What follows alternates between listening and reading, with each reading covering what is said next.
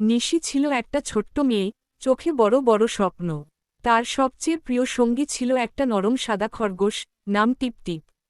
তারা সব সময় একসঙ্গে খেলত, গল্প করত, আর বনের ধারে বসে সূর্যাস্ত দেখত।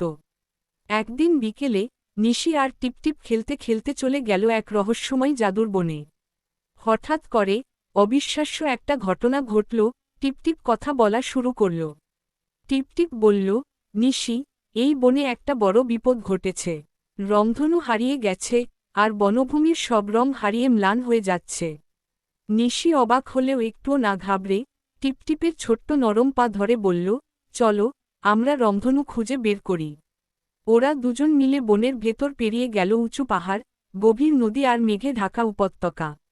পথে পথে দেখা হলো নানা রকম জাদুকরী প্রাণীদের সাথে, যারা কেউ সাহায্য করল, কেউ বাধা দিল।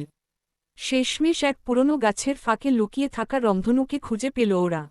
রংধনু আবার আকাশে ঝলমল করে উঠল, আর বনভূমি ফিরে পেল তার হারানো রঙ ও প্রাণ। সেই দিন থেকে নিশি আর টিপটিপ হল জাদুর বনের সাহসী রক্ষক, যারা প্রতিদিন স্বপ্ন আর সাহস দিয়ে বনের রঙকে রক্ষা করে চলে।